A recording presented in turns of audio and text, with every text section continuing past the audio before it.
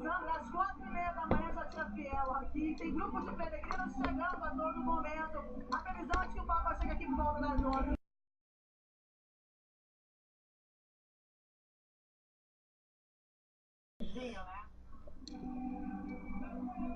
Sandra, às 4h30 da manhã já tinha fiel aqui. Tem grupos de peregrinos chegando a todo momento.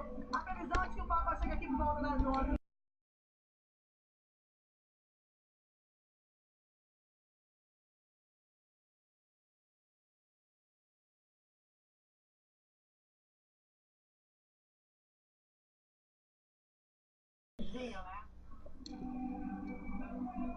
Sandra, às 4h30 da manhã já tinha fiel aqui. Tem grupos de peregrinos chegando a todo momento.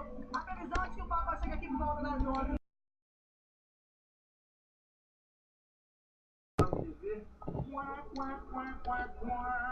Claro TV. Imagem alta definição, autogravação com mais de 80 canais.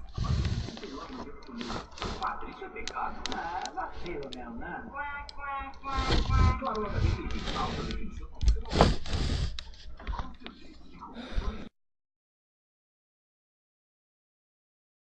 Metade dos adultos e 30%, quase 30% das crianças. Quais são as principais causas? A principal causa, assim, disparadamente da rinite é o ácaro, né? É o pó domiciliar. E não é o ácaro vivo especificamente, são os restos das fezes, os ácaros, que se acumulam em situações como essa, assim, ó, num piso como esse, nessas frestas da madeira, os ácaros se acumulam nessas almofadas, nas coxas de cama, nas roupas, nessa poeira que se acumula em prateleiras, em livros. Isso é disparadamente a causa mais comum. Quer dizer que não perfume ruim, né, Mayra? Perfume bom você acha legal. Mas, por exemplo, olha uma situação aqui. Eu vou arredar, lá em Minas, para arredar o móvel aqui. Opa! Olha como tá a parede.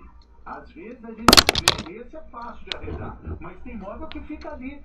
A pessoa está tendo esses sintomas todos, e não está vendo é porque a parede. Né, que é a comunidade da Vargem, é o quinto pior índice de desenvolvimento humano de todos os bairros do Rio de Janeiro. Ele está, portanto, a caminho muito perto, na Zona Norte, perto de chegar por lá.